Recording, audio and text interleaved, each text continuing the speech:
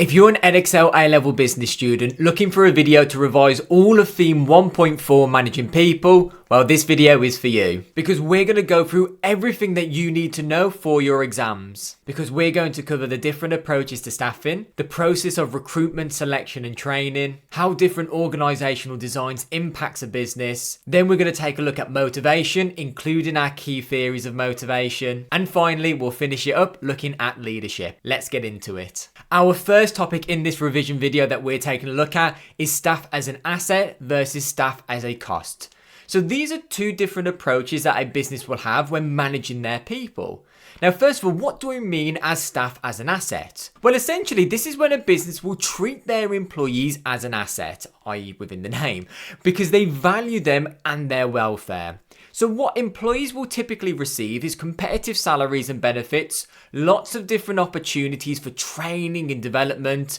They will also be recognised and rewarded for their hard work.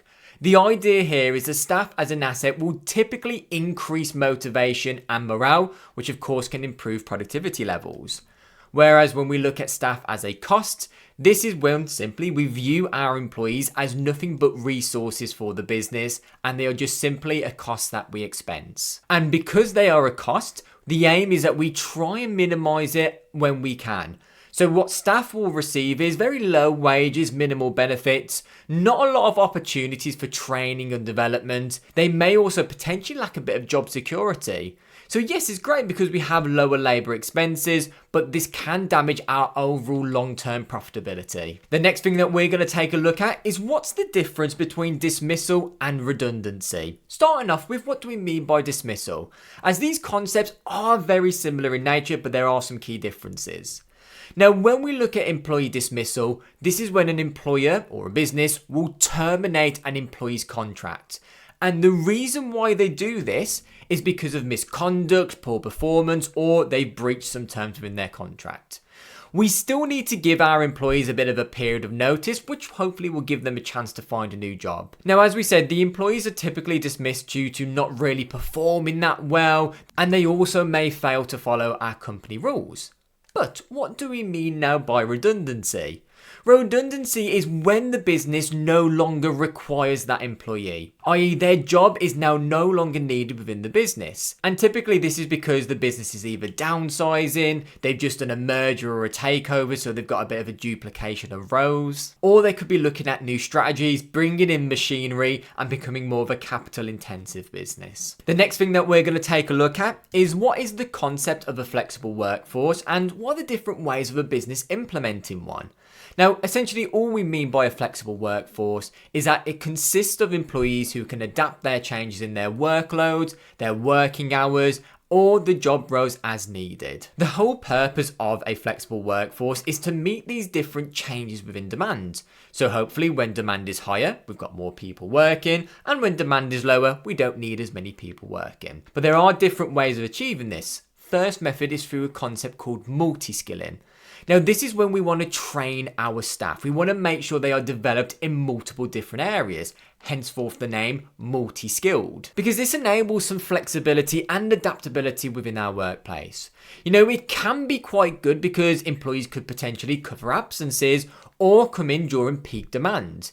And it reduces the need to hire more specialised staff because one employee can now do 10 different roles, rather than me just hiring 10 employees to do those 10 different roles. Next up, we've got part-time and temporary staff. Now, when we talk about part-time staff, this is when a typical employee will work less than a full-time contract.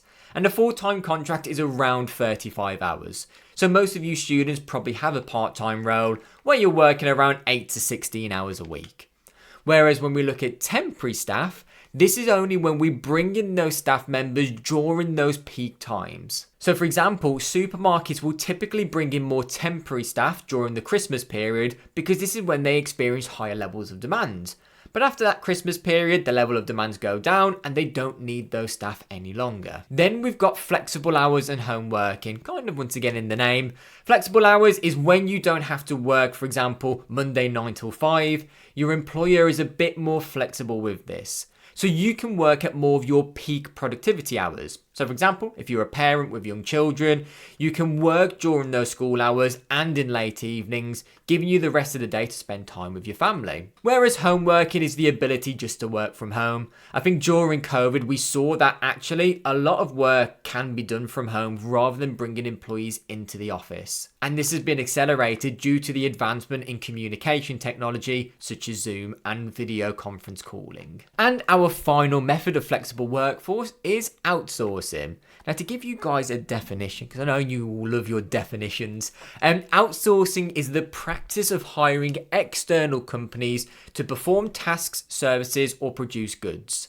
So rather than the business trying to invest money in order to increase their level of supply, they will just use external parties to help them out. You know, a key example is, let's say I am manufacturing airplanes. Well, I don't want to do every single component, so what I might do is I might outsource part of the engine manufacturing to a separate company. Because that company, they might have specialized skills and knowledge of how to produce and manufacture these engines. Whereas if I was to do it all myself, I would have to do a lot of investment into training to gain those certain competencies. So now I can just stick to the things that we do best. Our next topic within this revision video, we'll be taking a look at employee-employer relationships. Now, this topic essentially looks at the different methods of overcoming and resolving any conflicts between the employee and the employer.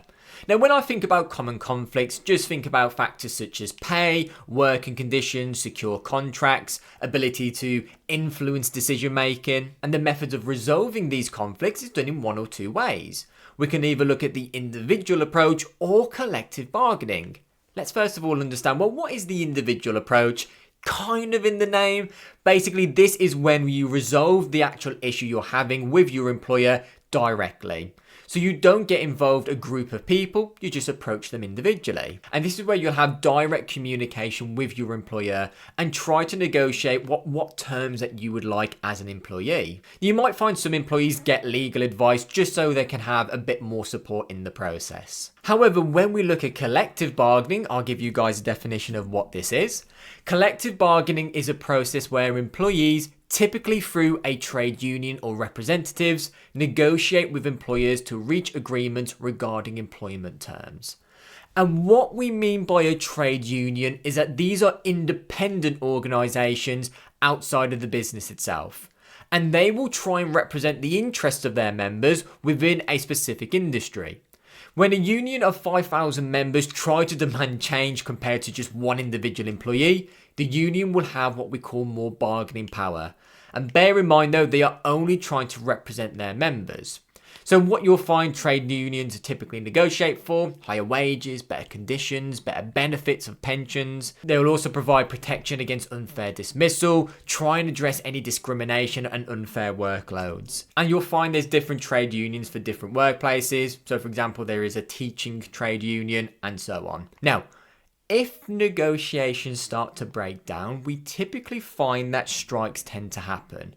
And this is a form of protest where employees will refuse to work to try and pressure the employer to meeting their demands, typically, as I said, regarding pay. Now think of the recent train drivers and nurse strikes over these recent years. Now, these strikes can negatively impact employees as they are not being paid during the time they refuse to work. But the most important thing is that it causes large disruptions for businesses, because if there's no employees at work, they can't meet those levels of demand. And overall, it will harm the business by reducing their income. And the next topic within this revision video that we're going to take a look at is recruitment and selection.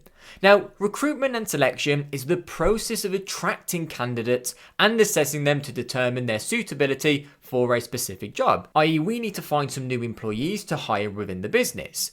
So recruitment and selection is essentially finding, well, who is going to be the best employee to have within the company. Now, we've got different methods. First of all, we've got internal recruitment.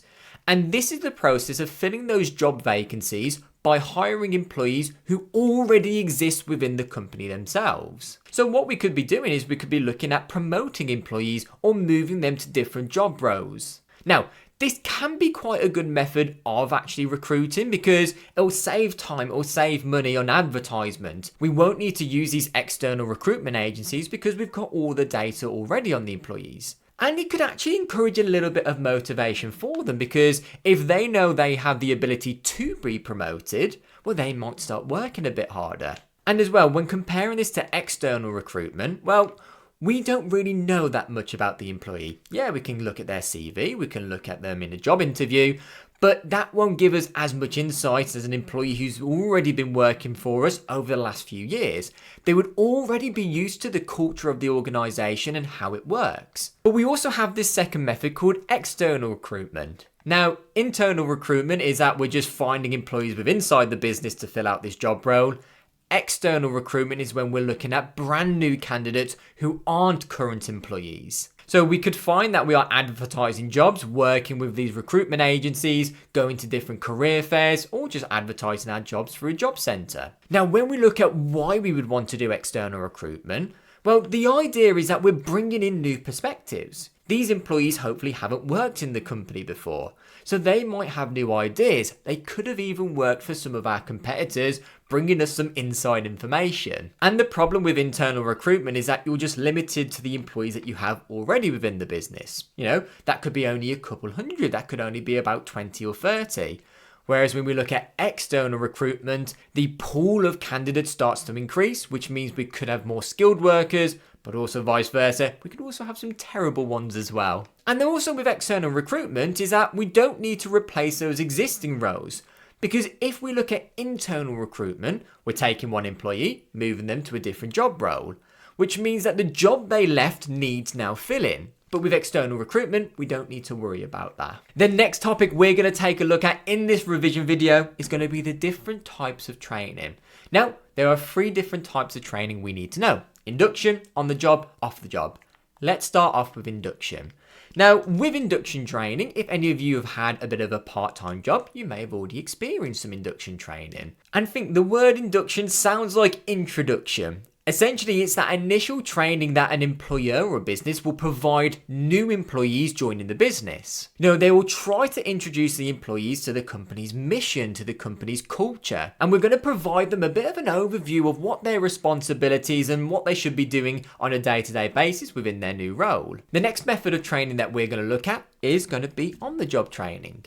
Now, on-the-job training is where employees develop skills and gain experience directly at their workplace while performing their regular jobs. So some examples could be job shadowing. We could also look at having a coach, having a mentor, and we could also look at apprenticeships.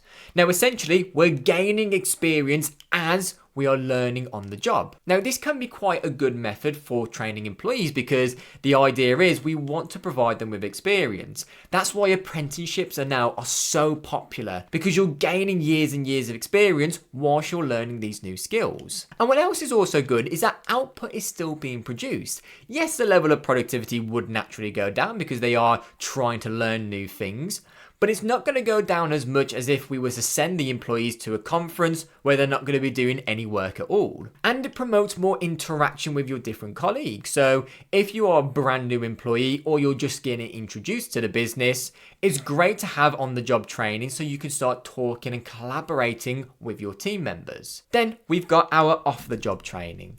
Now, if on-the-job training is doing that training whilst at work, off-the-job training is basically you're going somewhere else from your usual workplace to do that specific training.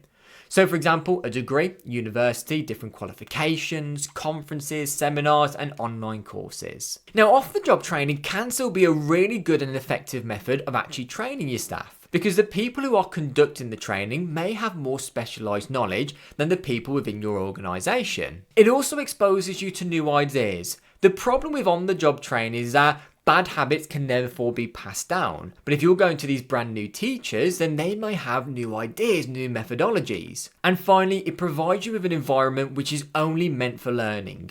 The issue with on-the-job training is that you can get distracted with your usual job role.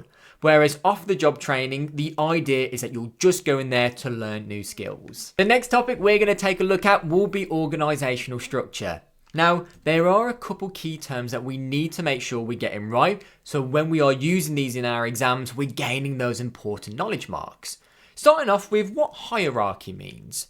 Now, the hierarchy defines who has power, decision-making responsibilities, and who reports to whom within the organisation. Essentially, your hierarchy is the system that ranks employees in levels of authority from the highest to the lowest. So, at the very top of the organisational hierarchy will be the people who have the ultimate responsibility and decision-making power, which will typically be your CEOs. Whereas the people at the bottom of the hierarchy, they're the ones who have a limited amount of decision-making power. So more of your frontline employees, your frontline staff who are dealing with customers. Next up, we have a fairly similar concept of chain of command.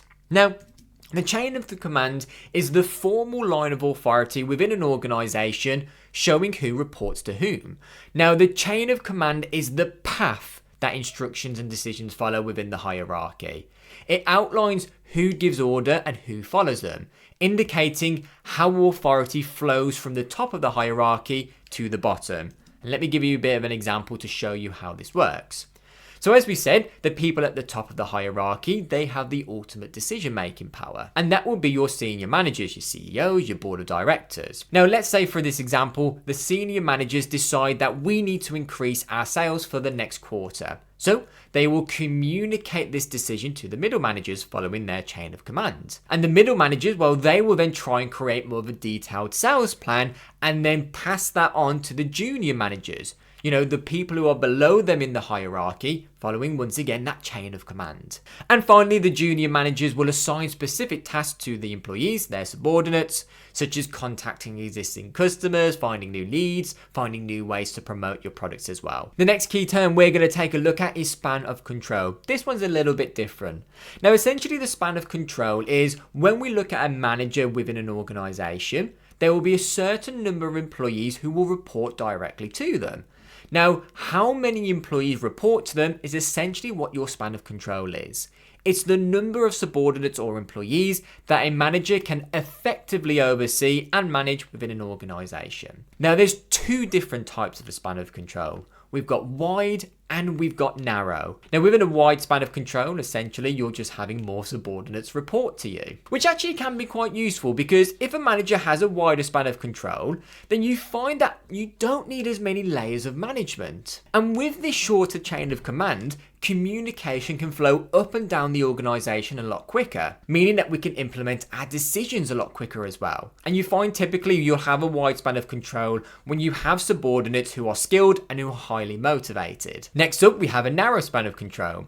Now, where a wide span of control is where you have a lot of subordinates reporting to you, a narrow span of control is when you don't have as many. So these employees, these subordinates may require more supervision because they may be less skilled or less experienced. And it can be actually quite useful for a manager to have a narrow span of control because we don't now have to manage multiple employees, so we can give them more of our attention. You'll typically find these in our tool organisational structures. The next topic within this revision video we're going to take a look at is the difference between centralisation and decentralisation, along with the advantages of each.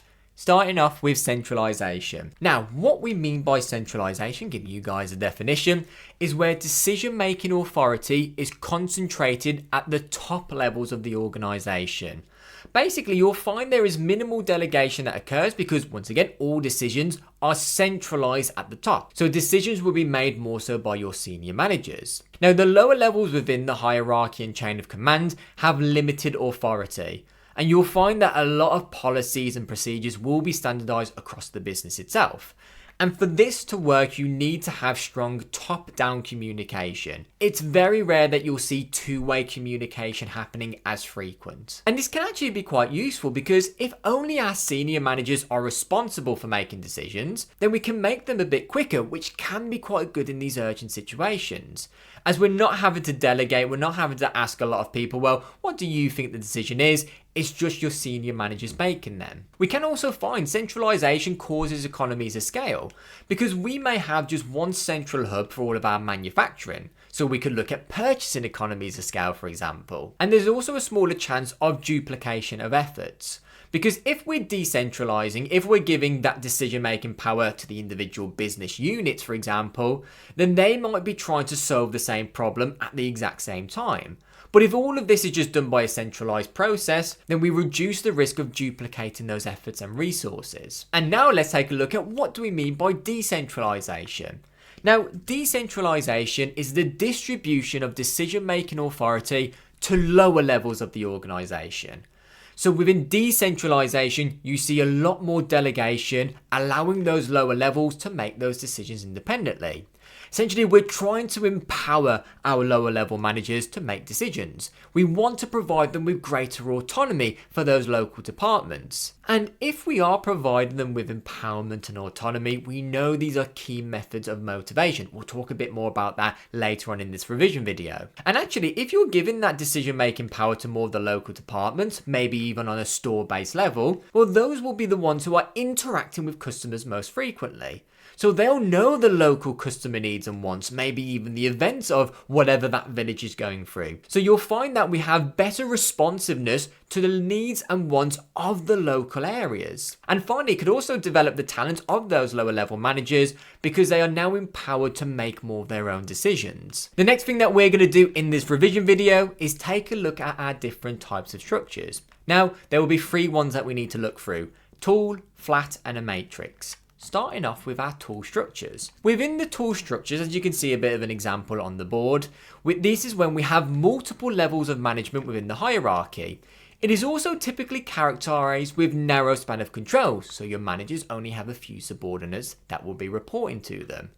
Now, because there's lots of layers within the management, because we have a narrow span of control, there will be a very clear chain of commands where communication typically flows from the top of the organization down to the bottom. So within there, because there's more layers of management, there's going to be more room for promotion for employees. And it's also typically used for these larger businesses, as they need to have more rules and responsibilities, as they are now trying to manage not even just a couple of employees, but if not tens of thousands of employees. Next up we have is our flat structure. Now, very different to a tool structure where a tool has lots of layers of management. A flat structure now only has a few. The idea is that we want our managers to have a wider span of control. And because there are fewer levels of management, you'll find that communication is flowing more of this two-way method. It's flowing up and down, which means that decisions now can be made a lot quicker because there's less levels of management for the communication to flow through. And remember, as we said, the wider span of control means that your employees will typically have more autonomy, more empowerment, which could lead to more motivation. And finally, we'll take a look at a matrix structure. Now, a matrix structure is a little bit different. This is an organizational framework where employees report to multiple managers. Typically both a functional manager, as we can see, marketing, IT, finance, sales and operations, and a project or a product manager. The whole idea of this structure tries to promote collaboration across different departments and will be commonly used in businesses that handle multiple projects simultaneously, for example within engineering. So you'll find your employees now are working more in teams, and when we look at corporate culture, this refers to a task culture from Handy's model. The next topic that we're going to take a look at is one of my personal favourites, is looking at the different theories of motivation. Now there are 4 key ones we need to know: Taylor, Maslow, Hertzberg and Mayo. Let's start off with Taylor's scientific management. Now, Taylor basically believed that an employee should receive a fair day's pay for a fair day's work. So when you think of motivational theorists, Taylor is the money man. He believed that employees were mainly motivated through financial incentives. He also believed that if you left employees by themselves, they would do as little work as possible. And you might think that is quite harsh, but think, when your teacher has left the room, are you all hard at work or are you turning around and talking to your best mates? Now, Taylor believed the latter, so he found that we had to supervise our employees more. Now, the way he wanted to financially motivate employees is through this piece rate pay system. And essentially how this piece rate pay system works is, let's say I'm manufacturing pens, and for every 1 pen I produce, I get £1. So the principle is the more pens you produce, the more money you would get. If you produce 100 pens, you get £100, 50 pens, £50, and 300 pens, you get £300. But what Taylor also did, he conducted his time and motion studies. He wanted to call it scientific. Now this study was done over 100 years ago, but essentially he wanted to find the most efficient way of completing a task. So he wanted to focus on standardization, i.e. removing anything that didn't efficiently cause a completion of the task itself. The next theory of motivation we're going to take a look at will be Maslow's hierarchy of needs. And the way hierarchies work is that you can't go up a level until those previous levels have been satisfied. I.e. I can't get my social needs met until I've got my physiological and my safety needs. Now, as you can see, there are 5 different levels, starting off with our physiological. Now, this is just our basic needs for survival. Think of water, sleep, sufficient amount of income. So when looking at this in the workplace, we need to make sure our employees are getting at least a minimum wage salary. We also want to try provide them with a healthy work-life balance, that they're not extremely stressed out and not losing sleep because of work. Then we've got our safety needs. Now, this is our protection from both physical and mental harm. And when we look at how we apply this to a business, think of health and safety. Think of a safe working environment. We can also look at job security. Now, during, for example, a merger or a takeover, there's lots of redundancies that start to happen. And the problem that we find is a lot of employees don't feel secure within their job contracts. So a great one to link is job security within our safety needs. Then we've got our social, our love and belonging needs. This is where we want to form meaningful relationships, connections, promoting teamwork of our employees. Then we've got our esteem needs. Now, this is our need for recognition, our need for self-respect. So we want to try and help our employees feel that sense of accomplishment, maybe providing them with some challenging work. We also want to empower them. We want to show that we trust the employees, that they can do a good job, and give them the autonomy to do so. And at the very top, we have self-actualization. Now, what Maslow argued is that actually only a small percentage of people will ever reach self-actualization. And what he defined this as is as reaching your full potential in life. So thinking about personal growth, thinking about fulfillment and self-improvement. Next up in our theories of motivation, we are going to take a look at Hertzberg's two-factor theory. Now, essentially, Hertzberg's two-factor theory is based on intrinsic motivation. Where Taylor believed it was all about extrinsic, these external rewards, Hertzberg believed it was more so intrinsic, so motivation coming from within. Now, what Hertzberg believed is that motivation is that you do the job because you want to. And after interviewing lots of different professionals, he came up with these 2 key factors: motivator factors and hygiene factors. Now, essentially, your motivator factors, they improve your level of job satisfaction, whereas your hygiene factors, if they are not present, they cause job dissatisfaction. But if you had all your hygiene factors met, it wouldn't lead to more motivation and more job satisfaction. They are simply there to prevent feeling dissatisfied. I'll give you some examples in just a moment. But as we said, Hertzberg was all about intrinsic motivation. His theory of these motivator factors connected very directly to job enrichment, because we want to give our employees something more meaningful. Remember, it's all about intrinsic motivation. We want to give them more responsibilities, more opportunities for growth. Now, what was argued is that Hertzberg's motivator factors were the higher levels of Maslow's hierarchy of needs, whereas the hygiene factor, Hertzberg argued, was the lower levels of Maslow's hierarchy. Now, let's give you some examples of our different motivator factors. Firstly, we have a sense of achievement, which is why we want to provide challenging work for employees. Then we've got the actual nature of the job itself. Do they like the work that they are doing? What about the level of personal growth? Have they got sufficient opportunities for development? But we've also got recognition from your managers, from your peers. Having the opportunity to be promoted, and finally having more responsibility as well. Then we've got our different examples of our hygiene factors. Remember, if these aren't present, we will start to feel dissatisfied. So for example, having adequate pay, having good working conditions. Now, this is a really good example to actually understand what hygiene factors are. Now, let's say you walked into your classroom tomorrow and you found that all of the tables had chewing gum, they were falling over, your classroom was really dirty. You're going to be dissatisfied very quickly. Whereas if the cleaners have come in, they've wiped down all the desks, you've got brand new desks, you've got brand new chairs, well, you're not going to feel all of a sudden this real urge of motivation like you want to do really well. You're just preventing those dissatisfied feelings. Then we've got the adequate level of supervision. We don't want to get left alone and have to do everything ourselves from no direction, but we also don't want to be micromanaged. Then we want to make sure our business has adequate policies in place that protect their employees. We also want to make sure we have nice relationships in the workplace, and finally, a good sense of job security. And our final method of motivation we have, which is my second favourite source, is we have Mayall's human relation theory.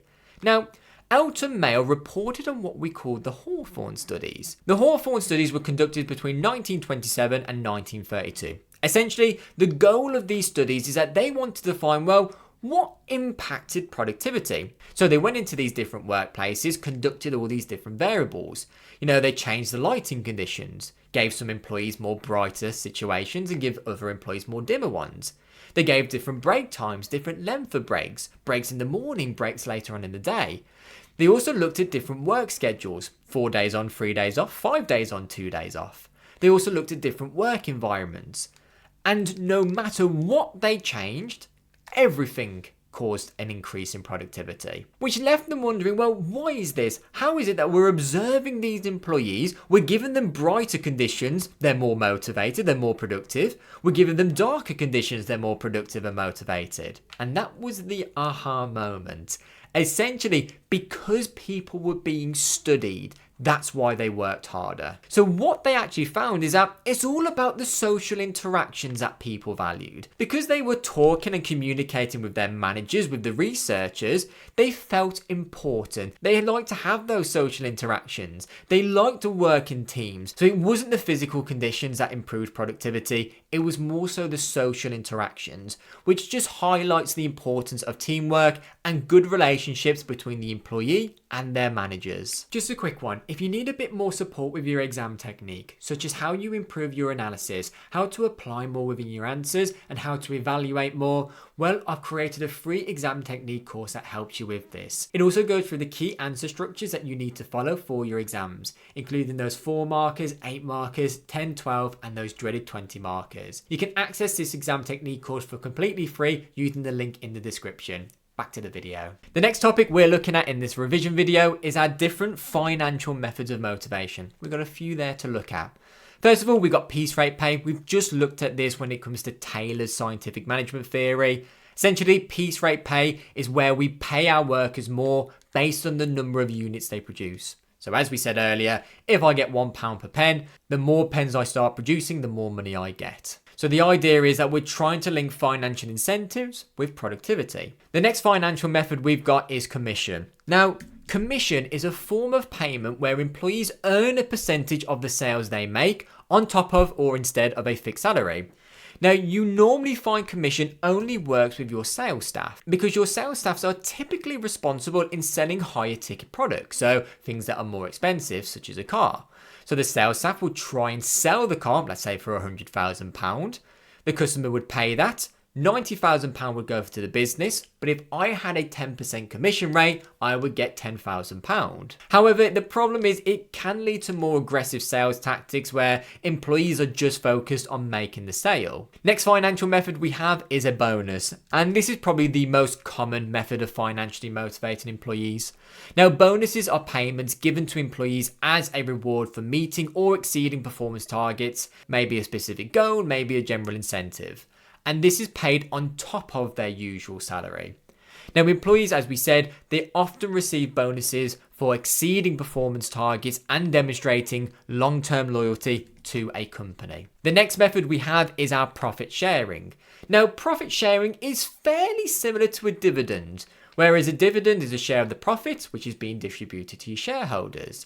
But when we look at profit sharing, this is when we distribute it to our employees, not our shareholders. So let's say our company has made significant amount of profits within the year, they may start giving that to the employees. Now, the way we find that our profit sharing can be distributed could just be an equal amount, so each employee gets the same regardless of the position they're in. It could be based on the level you're in within the chain of command or hierarchy. Could be based on the number of hours you've worked, performance based.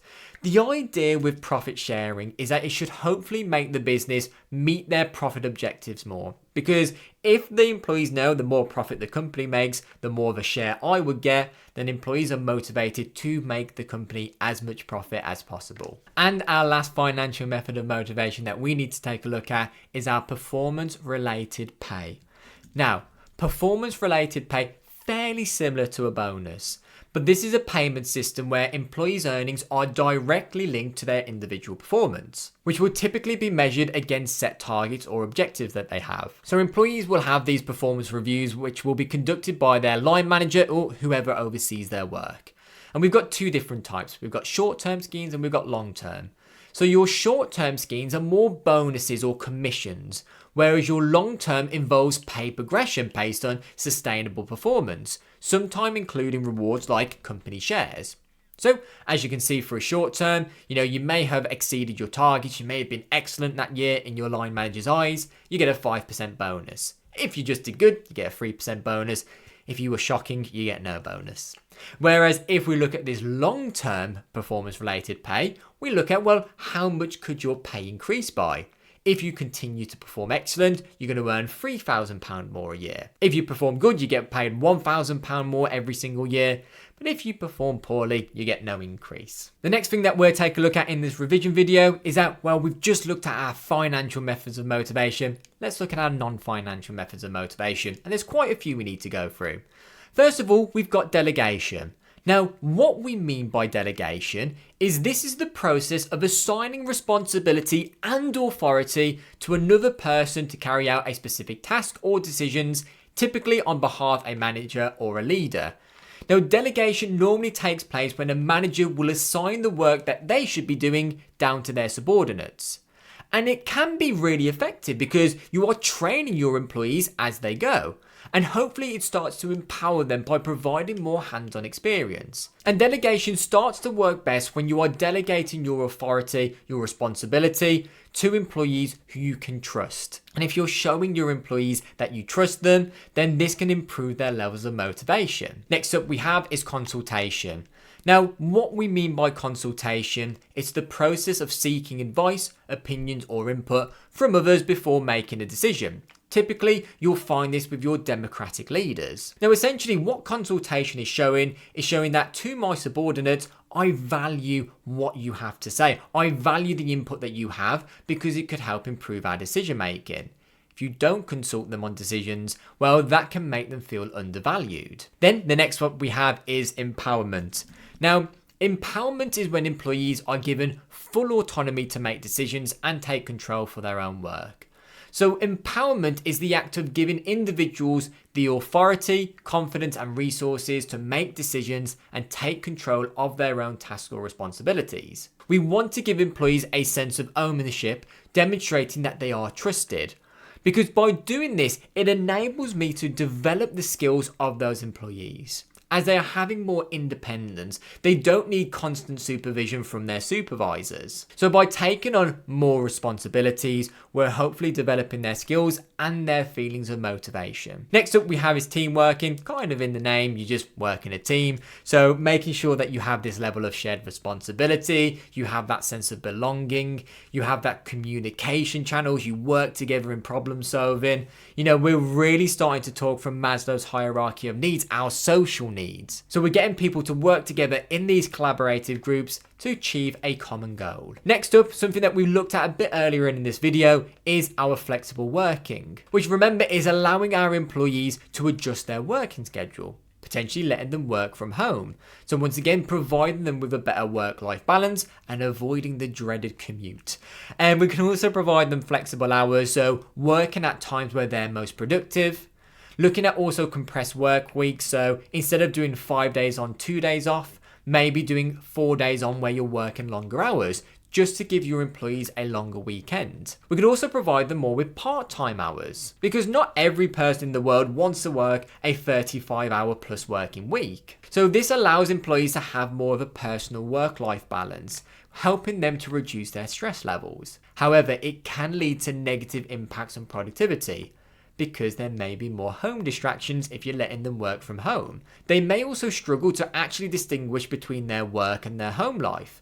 Because if your office is set up in your bedroom, then you can't really have that time to switch off. And finally, a bit of a lack of supervision. If you're working from home, then how is a manager supposed to know what you're getting up to? So you'll find that you may be able to slack off a little bit more without that supervision. The next method we're going to look at will be job enrichment. Now remember, this links links quite a lot with Hertzberg's theory. Now, job enrichment is a strategy designed to make jobs more challenging, interesting, and rewarding. It's the process of enhancing a job role by adding more meaningful tasks, responsibilities, or opportunities for job growth. Now remember, job enrichment is connected to our motivator factors in Hertzberg's theory. So as we said, we want to give them more challenging assignments. We want them to feel that sense of accomplishment. Now, a lot of students tend to get job enrichment and job empowerment mixed up, but there is a key difference. Because empowerment, it gives our employees more control and decision making within their current tasks. When we look at job enrichment, this adds more depth and variety to make their roles more fulfilling and more challenging. So job enrichment can involve giving employees more autonomy, but it does so as part of a broader approach to make work more meaningful. But empowerment is more so about autonomy alone, while enrichment is about autonomy plus added complexity and growth opportunities. Our next non-financial method we'll look at will be job rotation. Now, job rotation is when we are transferring employees to different job roles at the same hierarchy level. So they're not going up, they're not being promoted, or they're not going down the hierarchy. They're going to be at the same level. So the idea with job rotation is that we want to provide our employees with a bit more variety. We want to reduce the monotonous tasks where they're just doing the same thing over and over again. Because by providing them with a bit more variety, they're learning new skills. Look at this example of job rotation. We could look at getting someone who is working in marketing, sales, and operations, because we're getting them to look at different functional knowledge. And the idea is, with job rotation, you're implementing more of an effective workforce where they're learning about different parts of the business. And the last non-financial method of motivation we're going to take a look at is job enlargement. Now, job enlargement is the process of expanding an employee's role by adding more tasks, once again at the same level. So they're not being promoted, they're not going up the hierarchy, they're not taking more responsibility of someone up the chain of command, they're just doing more of what they are already doing.